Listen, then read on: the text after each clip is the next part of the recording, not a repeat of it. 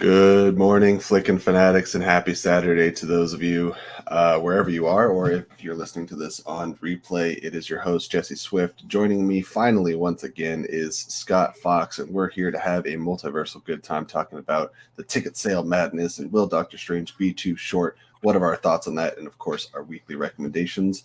And we'll be joining you right after the jump.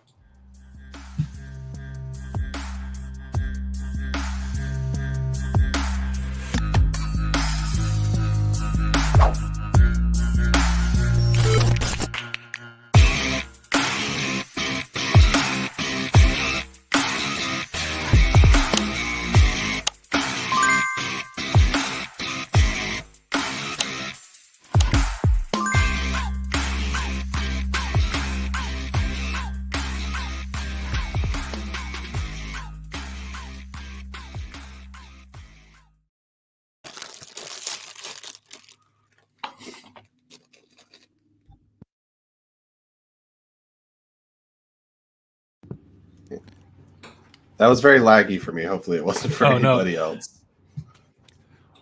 Well, I have no idea how I'm coming through, but I feel like my hair looks right, so perfect. Technical difficulty. Here we are. Hi, guys. How's it going? Whoa, we made it. Welcome, Flickin' Fanatics, to News and Views on the Flickin' Real Fancast. We are your source for news, reviews, and daily discourse. I am your host, Jesse Swift, accompanied, as always, or possibly sometimes, by Scott Fox. Whether you're watching us on YouTube or listening to the podcast on any of your favorite podcast apps, we are so happy that you are joining us today and can't wait to share our thoughts with you. Thank you for always supporting us. You are the reason we do this every week. Before we get going, we just want to remind those of you watching, whether live or on replay, please take a moment to subscribe to the channel here and also on Twitch. You can find those links in the description so that you don't miss any of our news breakdowns or late night ramblings, which we just had a good one last night. Also, please thumbs up the video. You are our greatest weapon against the brutal YouTube algorithm. Let's get to 300 subs by my birthday, just a little less than a month away, and we only have 40-some subscribers to get there, so that's awesome. And if you guys didn't know, speakeasies are back. We have those every Friday night around 9 p.m. So check those out. You can visit our Streamlabs link and ask your questions there and donate as much or as little as you are comfortable with. YouTube also provides the option to use super chats and have your message highlighted that way so we can see it. If you're constantly on the go and can't catch us live, then please follow us on all of our audio platforms, whether it be Spotify, Apple Podcasts, Google Podcasts, or wherever you listen to your podcast. Links are in the description. Also, we have merch. Check out what Scott's wearing there. Allison was rocking a mean yellow shirt and also a mug on last night's speakeasy. So that's good stuff. All right. With all of that jibber jabber, Scott, how you doing today, buddy? Missed you. Haven't been on the show for a while. I'm good. It's probably been about a month and a half since I've been on the show. It's nice to finally be back and to be up. I message within our group that I feel like sometimes everyone's doing so much stuff and life has been so crazy. And this month I literally have like 10 things scheduled. And randomly today was a day when I had things scheduled, but all those things dropped. And it's like, yes. Like I was going to be able to make the show anyways, but all the barriers got moved away. And I'm like, finally. And so I'm enjoying my coffee and chatting movie stuff with one of my better friends. Awesome. One of the better ones. Good. As opposed to all the, less below par friends. Well, no. We live in a world where everyone is a friend, right? And you're somebody I actually know. I've spent time hanging out with you. We used to work together. Whereas there's a lot of superficial friends. I officiated your wedding. I was a groomsman at your wedding. I got to actually be a part of some really cool stuff versus, the million superficial friends that we all have that I've never actually met in person or I haven't seen in 20 years in person. There's a big difference.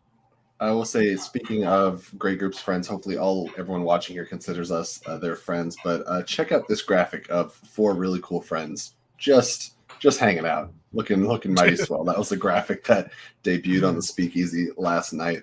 Again, here's a little preview of it. We talked about Halo, we talked about Moon Knight, and we talked about our favorite drinks, Celsius. So check that out. That was a good time. All right, let's start diving into adjustment. Let's dive into topics. Our first topic is going to be Doctor Strange and the Multiverse of Madness ticket sales. Now, there's multi-levels to this, but the first thing I want to talk about is AMC get your ish together. AMC's website and app has been crashing since 2015. I remember trying to get tickets for The Force Awakens, and it was a nightmare. And I really don't think it's gotten any better. Tickets went on sale for Doctor Strange and the Multiverse of Madness Wednesday, 6 a.m. Pacific Standard Time and 9 a.m. Eastern. And what I thought was good about that is 6 a.m., a lot of people aren't awake yet. 9 a.m., most people are at work. So it should have divvied it up nicely so they didn't crash and have everyone getting at once. However, that plan completely fell on its face. It took me in total 6.5 hours of constantly trying to get my multiverse tickets for the app to stop. Actually, the app never stopped crashing for me. I actually had to go on the website at the same time, and finally, after 6 hours, the website started working. What's up, Haskell420 in the chat? How you doing, buddy? Scott, have you gotten your tickets? I have not, and I'm probably going to buy them. The problem is everyone's trying to get those first showings. If you go a little bit later, the opening day, just to a later show, it's not so bad. And one of the issues for AMC, Fandango, for any of them, because they all bog down. Fandango's just piggybacking on AMC to try and book those tickets, which makes it worse. The problem is they would have to upgrade their entire system, their server platform, for events that happen 3 times a year. And so the question for them is, do we pay the extra money to have that upgraded infrastructure to be able to handle that? Because really, there are few movies. We had this with Multiverse of Madness. We had it with Batman a little bit, but Batman wasn't too bad. Batman didn't seem to crash, as far as I could tell. It was slow. It didn't crash. It was slow as molasses. Like you picked your seats, and then it took a few minutes for it to finally say, okay, you can buy them now. But I still got my tickets really fast for Batman. And then there's No Way Home, which was a slog. And so really, it comes down to, is it worth the investment to upgrade their system for Marvel major releases? Selfishly, as a fan, I say yes. But they're looking at it as, okay, we just got to suffer through this day where everyone's mad at us. But guess what? They're still coming to the theater. They're still coming to see it. Most of those people are going to come to see it twice. They're making their money. And if anything, it gets their name in the news. You know, any publicity is good publicity. And even though it's, man, that was tongue twister. Here's the thing. I was hearing that Regal was not having as many problems, so they might think it's good publicity. Who goes to Regal? People. Oh, wait, I do. Whenever AMC's sold out, I will suffer and go to Regal just because I know I can also get great seats because no one goes. The last time I went to a Regal theater is when you got early Aquaman tickets from like Amazon or whatever it was, and it was for Regal Theater, and you're like, I can't make it. Do you want these tickets? And I said, yeah. And I sat there and I was like, wow, that was a fun movie. I never want to go to Regal Theater again. There's a distinct difference between going to the Auburn. So the used to be called the Super Mall. Now it's the Outlet Connection. Yeah. But the major theater, it's Regal 17 theaters, and go there, and it's okay if you're comparing it to an older, like what you used to know as a theater. But the second you go to an AMC, it's just nicer, it's cleaner, it's brighter. The seats Dolby, are better quality. IMAX. And then when you walk, but if you go to an AMC and then you slip into the Dolby theater or the IMAX theater, it's worlds different. And the Regal just hasn't picked up on that stuff. And plus, you know, AMC survived the last 2-year pandemic, whereas Regal was shutting them down left and right. It's true. And reallocating resources. And AMC did have to close some really poor performers, but they made huge upgrades to the other ones. They spent that time investing. Thousands and thousands of people, while Adam Aaron, the CEO, I believe, of AMC, gave himself a big bonus while he's laying off thousands of people and taking credit for keeping the company alive, when largely that happened because of the meme stocks that were given by, like, with GameStop and things like that. That happened with AMC, and that's a lot of what kept him alive. And Adam Aaron's like, oh, it's all thanks to me. You did nothing. You did nothing but pat yourself on the back and give yourself a big, hefty bonus. We do not stand. They're still open. Yeah. I mean, he didn't go to that position not to make money, so.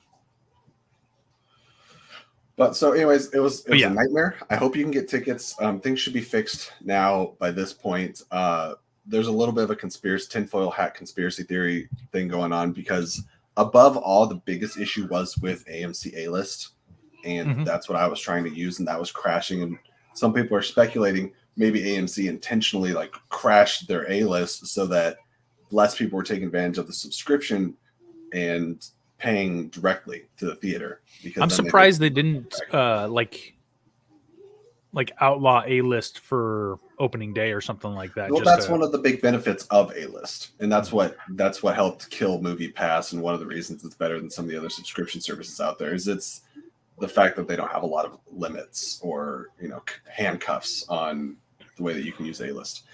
Anyways, I want to hear everyone's stories. Do you have your Multiverse of Madness tickets? Let us know down there. Now, I want to talk about, before we move on to the next topic, performance.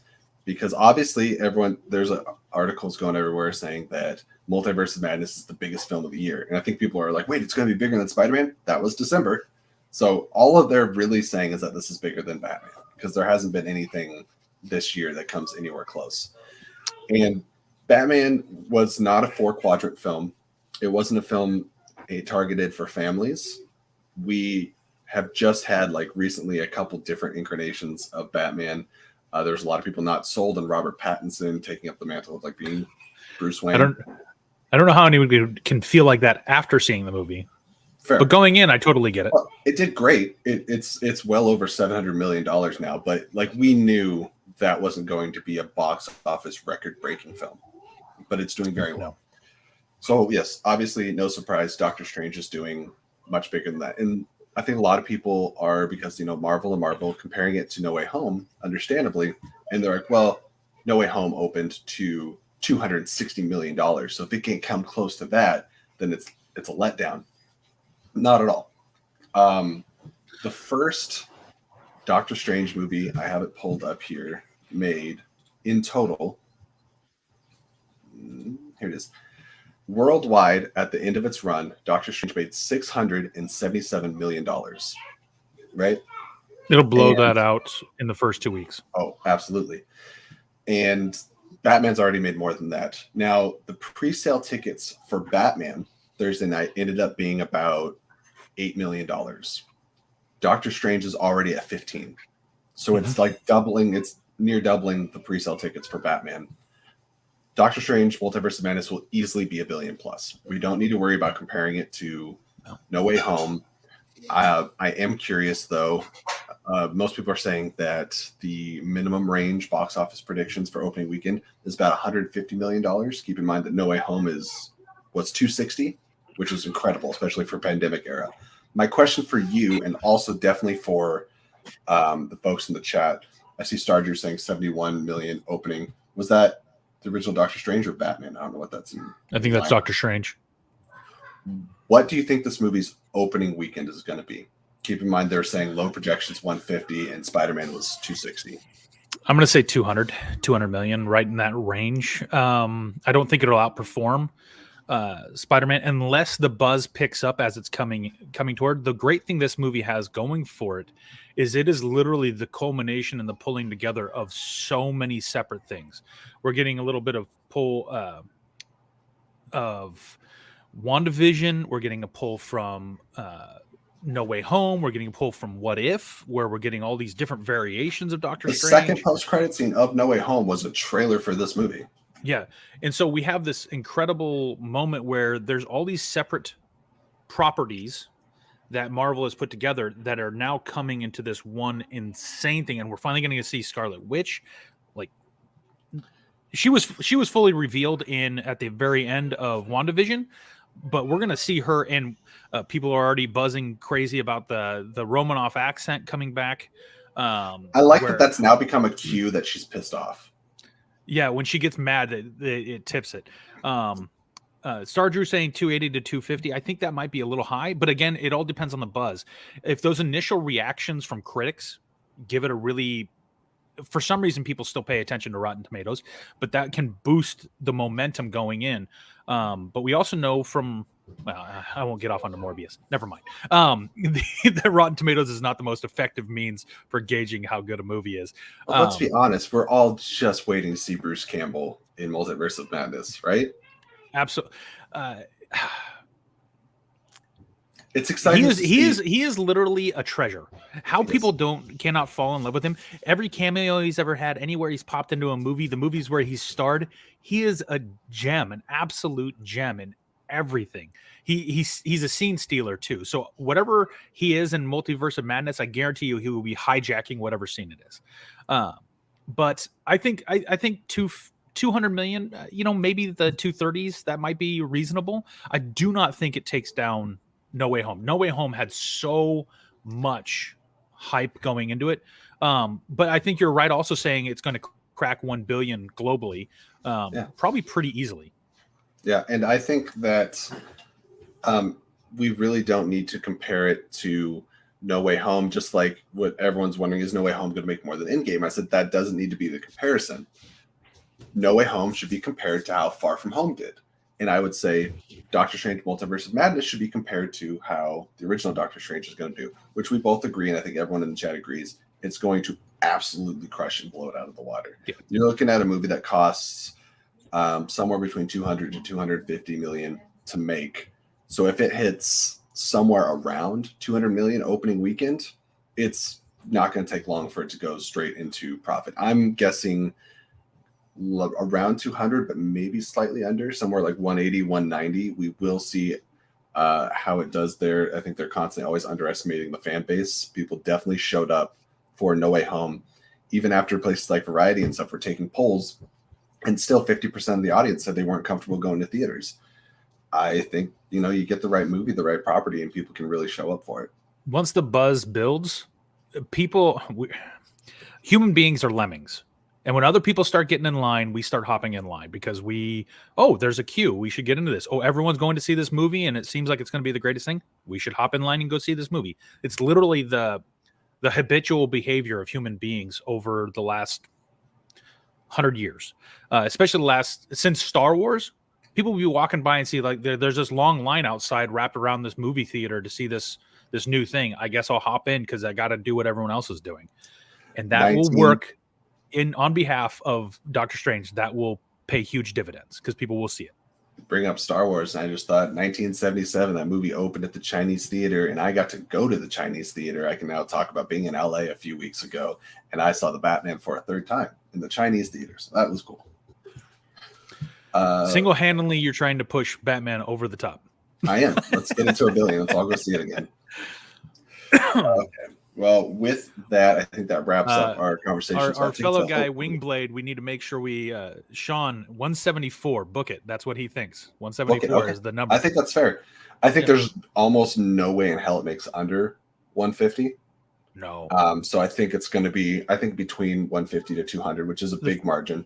The fact that it padded its stats with 15 million already in pre-sale, that's pretty impressive. Okay, everybody watching right now, this is what I'm going to propose to everyone. Okay. Do you think it's going to fall between 150 to 200 or 200 to 250? Those are the two options. Everyone watching right now, let me know your estimate.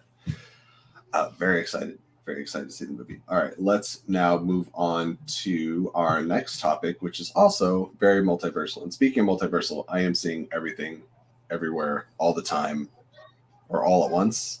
I don't know. It's a long title. The Michelle Yeoh all movie. At once. Very excited. Yes, I'm very everything, everywhere, all at once.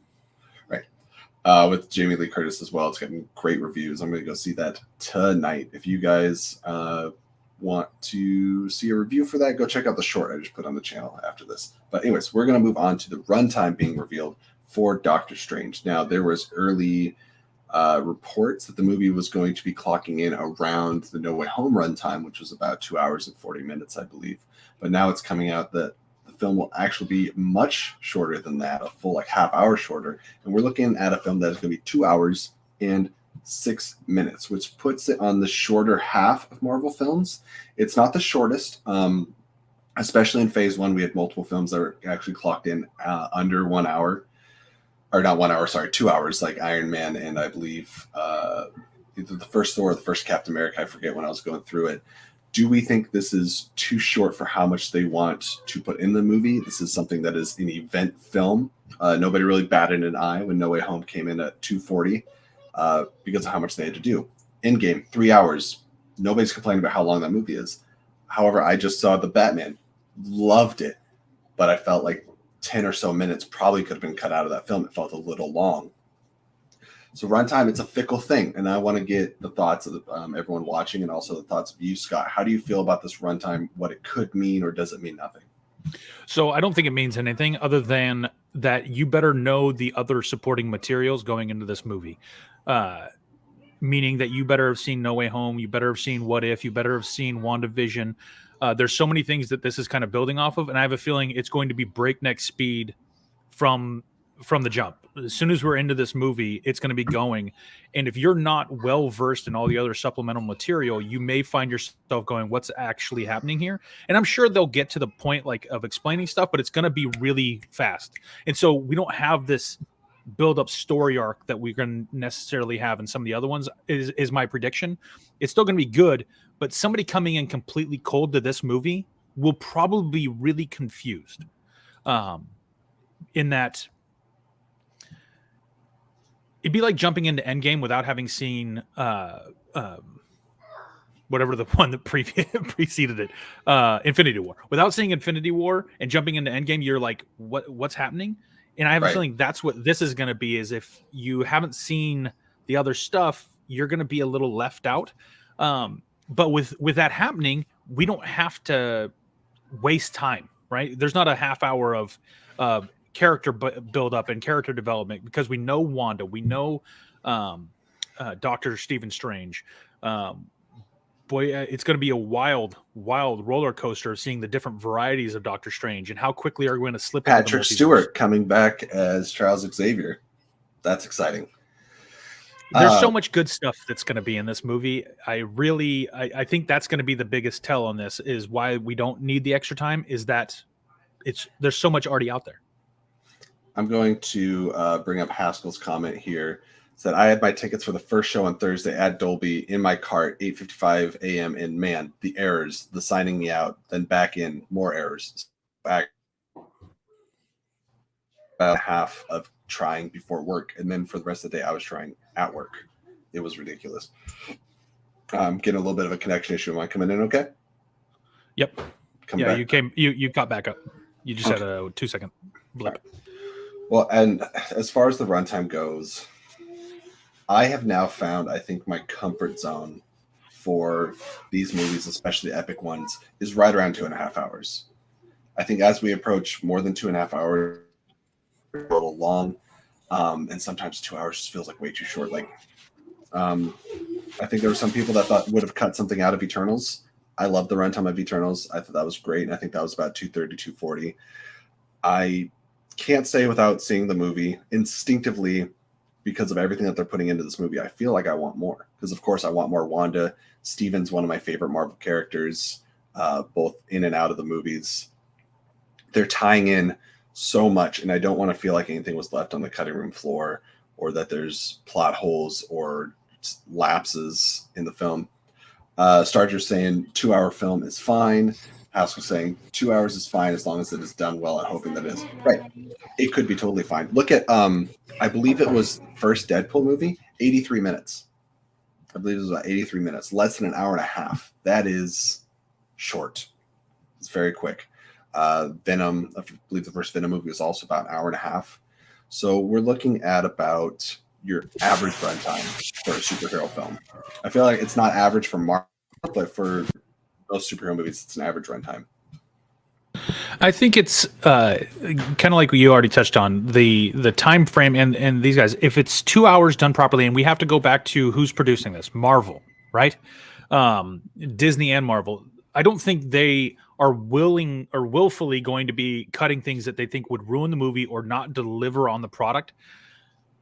So we have to basically put our faith in, you know what, they know what they're doing. Kevin Feige has not let us down yet. He continues You're never gonna let that go, deliver.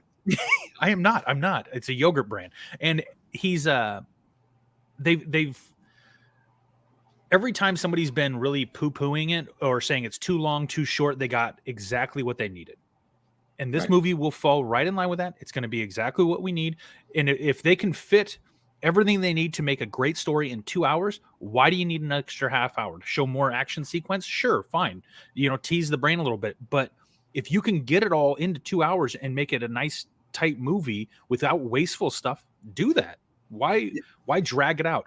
I've seen far too many movies that add the extra 15 to 20 minutes that you, like Batman, go, man, 10 of those could have been cut. They drug some of those scenes along. It's okay. I've seen great movies at an hour and a half, and I've seen terrible movies at an hour and 2.5. Right. 2 hours is fine.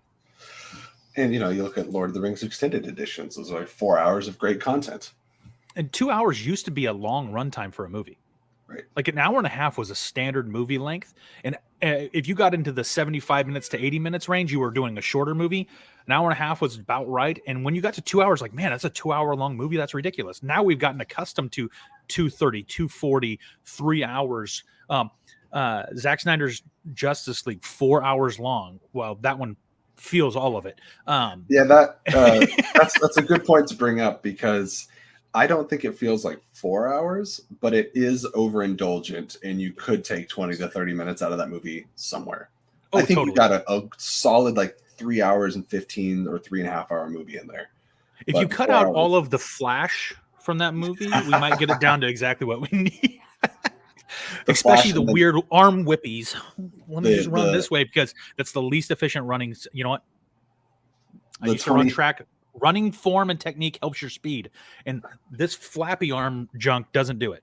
But anyway, the 20-minute epilogue was mostly unnecessary as well. Yes, but that is a topic for another day. So thank you guys for being involved in the chat there and letting us know how you feel about it. We will see. I cannot think of the last MCU film where I had a problem with the runtime. That's not to say every MCU film is perfect, but runtime and pacing never seems to be my issue with them. Again, just to reiterate, I'm not worried about the 2.5 hours. I'm a little surprised. I'd have been more. I was figuring 215 to 230, so 207 seems like wow. Yeah, greatest cheer moment about right. Oh yeah, because at the Oscars, the Flash Speed Force moment from the Zack Snyder's Justice League got the greatest cheer moment, which seems fake to me. It was cool. I enjoyed it. We do have a watch along for that movie on the channel if you guys want to look that up, or you ever get bored or feel like watching a 4-hour movie for a second time, or watching us watching a 4-hour movie. Yeah. It was fun though. That was a blast. It was a blast, and our biggest pop was definitely the beheading of Steppenwolf. I occasionally on YouTube it'll feed me that video of why am I blanking now? But what's his name? Stepping on Steppenwolf's head and his eyes going dark side. Yeah. Can't believe I forgot that. But and then his eyes go out, and you're just like, this is so. And Superman's introduction. Now we're off on a Justice League, but Superman's swoop in, unimpressed as the axe hits him in the shoulder. That's the moment in that movie. That is the moment. All right. Well, moving on from the runtime, Kevin Feige, however Scott says it, we trust Feige. So now let's wrap up our shorter episode. We're talking about recommendations. Scott, I know you've been so busy, but you haven't been on for a couple months, just about. So I'm sure you've had time at some point to catch up, watch a movie, watch some shows, read a book. What do you got to recommend this week? So 2 things. One, new podcast I've been kind of getting into at the recommendation of my friend Bryce. Right here, this is the Believer hat from the Bear Grease podcast, which is produced by Meat Eater. Great podcast, a documentary style podcast where they talk about outdoor type of stuff. It's a great show, really well done by Clay Newcomb. And then the second one is Holy Week starts this week, and I'm a pastor, so I'm going to be recommending something in that realm. But there's a show that's been produced called The Chosen. It's incredible, really well done. And knowing that Palm Sunday's this week, then Good Friday the following Friday, followed by Easter, it's always a good time of the year to kind of revisit that stuff. And so, yeah. The Chosen. It's a really good series, also on Amazon Prime. You can watch it, and it does a great job of kind of telling the story of the gospel. So, awesome. My overall general recommendation is that if you do not have HBO Max, get it. Either get it yourself or find a friend that does, that has an open account on HBO Max, because I feel like I've been living on that streaming service for the last month. I binged both seasons of His Dark Materials, starring Daphne Keane from Logan and James McAvoy, among some others. And it's that movie that came out in like 2007. I believe The Golden Compass was based on the first book of His Dark Materials. Didn't hear great things about that one, though. And then also got caught up on Barry with Bill Hader. That is a fantastic show. NoHo Hank is one of the best characters in TV right now. Also, Our Flag Means Death, brought to you by Taika Waititi. That is a heartwarming, funny, warm, just fantastic show. Watch Our Flag Means Death, especially if you're a fan of Taika Waititi. The season just wrapped up a couple weeks ago, so you can now binge all 8 to 10 episodes, whatever it was. It's some of his best stuff, and that's saying a lot because Taika's the man. So HBO Max, that's my recommendation. Get on there. There's no shortage of things to watch. I'm on there a lot more than Netflix now, to be honest. Golden Compass is actually not a terrible movie. The problem is knowing it was the kickoff to what should have been a franchise that has a weird leave off where you're like, okay, I'm waiting for a sequel. And because it didn't perform well, it just got dropped. And it's like, well, that's disappointing. But it had a weird end to the movie that didn't feel like a good finale. I was trying to think. I was like, "Why?" There's another big name in this show, and I can't think of who it is. Lin-Manuel Miranda is in His Dark Materials, and one of the weirdest things to me is I loved going to the cast of Golden Compass and seeing who in this show plays who in the movie. Sam Elliott and Lin-Manuel Miranda played the same character, and I find that a fascinating Venn diagram. That is crazy to think they're playing the same role, because you couldn't get two different type of actors to really take the helm on that. Haskell brings up a good point. He says Tony Hawk was in Gleaming the Cube. I believe HBO Max also just added a Tony Hawk documentary, which I'm going to try to be watching pretty soon. And, we got, was it the House Targaryen or like the new Game of Thrones show coming? HBO Max is the place to be. We've got a Batgirl. No, Blue Beetle got moved to theaters. Batgirl will still be on HBO Max, as far as you know, with Brendan Fraser as the villain there. I could talk about HBO Max forever, but the best part of HBO Max is that they have all 3 of the Lord of the Rings extended cuts on streaming. Because I'm a nerd, and I will watch Lord of the Rings all the time. Most people, if they're in passing and a movie comes on, they'll be like, "Oh, I'll go ahead and sit down and watch that." Me, it's when it's a 3.5 hour long Lord of the Rings movie. And I'll be like, you know what? I've got time. All right. Well, from us, and thank you for watching the show today. Thank you, everyone in the chat that stopped by. Shorter episode today because not the biggest week in news. We're tired of talking about Will Smith and Ezra Miller, so we thought we'd just come up with a couple fun topics for you guys to join us on. So we'll be seeing you next Friday night on the Flickin' Real Friday night speakeasies, and then again on Saturday morning with news and views. So stay tuned for that. Also, stay tuned for my review of Everything Everywhere All at Once. Sometime tonight. I'm seeing the movie about 7 p.m. Looking forward to that. So until next time, please keep it real, and we'll see you in the next show.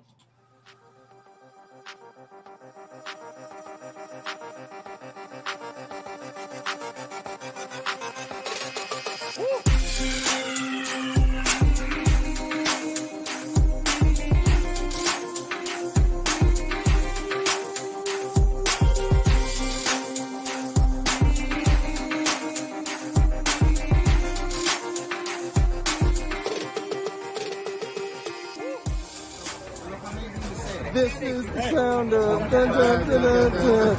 It's the Flickin' Real Show.